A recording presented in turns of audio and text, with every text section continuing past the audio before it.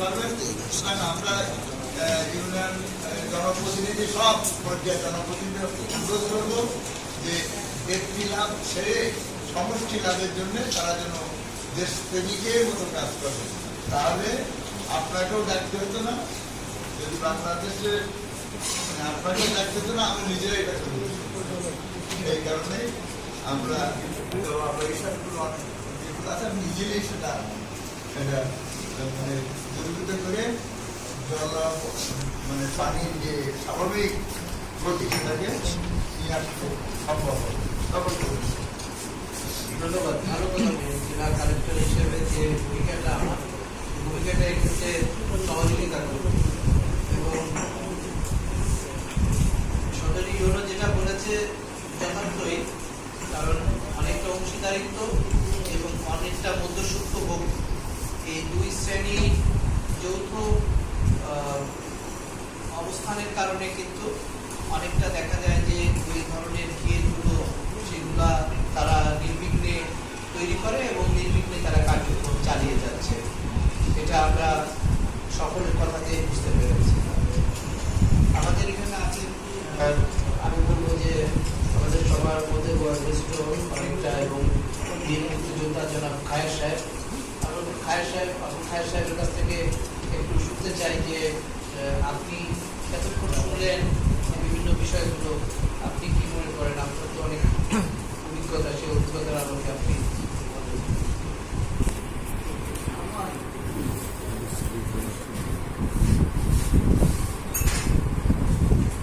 সবাই যেটা বলেছেন, যেহেতু কালাম সাহেব, আব্দুর রহিম সাহেব, আমাদের আবু রহমান সাহেব, সবাই কথা গ্রহণ করবে। কিন্তু আমি একটু বলতে চাচ্ছি এইটাই যে যদি চিরস্থায়ী করতে চান তাহলে এর আগেটা শুনেছেন ওই নিজামতি নদী যে সুইচ গেট, ওখান থেকে সাগর মাত্র 30-35 কিলোমিটার, আর মরিচম নদীর সীমানা এলাচর থেকে 150 কিলোমিটার। অতএব মরিচম নদীতে যখন জোয়ার, নিজামতি নদীতে যখন ফুল ফাটা, মরিচম নদীর স্রোত নিজামতিতে যাবে, আবার নিজামতির স্রোত মরিচমে আসবে। এইটা যদি হয় তাহলে চিরস্থায়ী মতন সাতক্ষীরা জলপ্রপাত থেকে বেশি যাবে। এটা আমরা বহুদিন আগের থেকে, এবার আবু রহমান সাহেব, কালাম সাহেব, আমরা রহিম সাহেব, আমরা বহু আগের থেকে এসব আন্দোলন করে আসতেছি।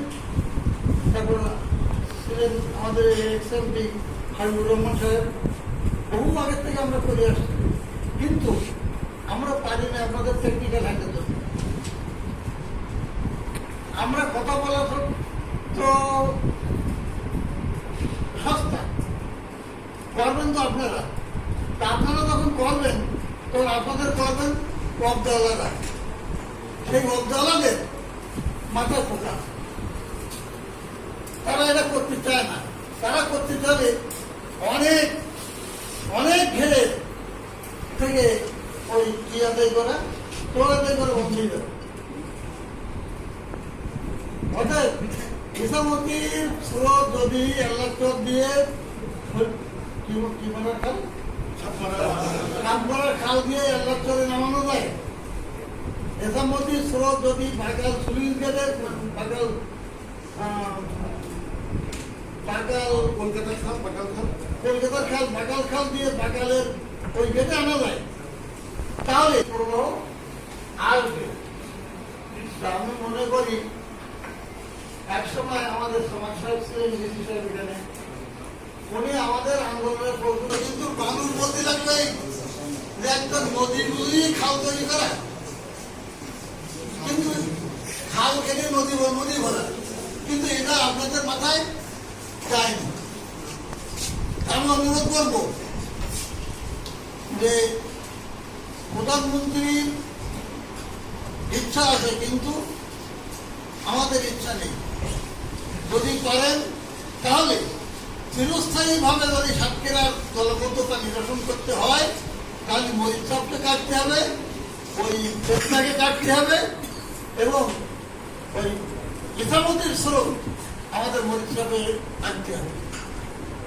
আমি এই অনুরোধ করে আমার বক্তব্য শেষ করছি, আমার আবেদন শেষ করছি। ঠিক আছে, ধন্যবাদ আপনাকে, ধন্যবাদ। আর মরিচাপ তো এবার খননের জন্য কি হয়েছে, আমি কি বলতে চাই? আপনার এই ব্যাপারে কোনো মতামত বক্তব্য কিছু দেওয়ার দরকার নেই। আমি একটু স্যার বলি। আমি বলছি যে আপনি মরিচাপটাকে এবার খননের জন্য স্যার, আমরা 1268 এ যে আইডব্লিউএম স্টাডি হয়েছিল হ্যাঁ। 2014 সালে, তার পরিপ্রেক্ষিতে স্যার আমরা একটা ডিপিপি অলরেডি প্ল্যানিং কমিশনে আছি স্যার।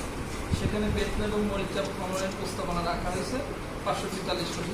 আমাদের এবার অলরেডি স্যার আরেকটু বলি স্যার, সেকেন্ড ফেজ 64টি ডিস্ট্রিক্টে যে খাল খনন করতেছে স্যার, সেই সেকেন্ড ফেজে সচিব মহোদয় এই দুইটা নদী রাখার প্রস্তাবনা বলছেন।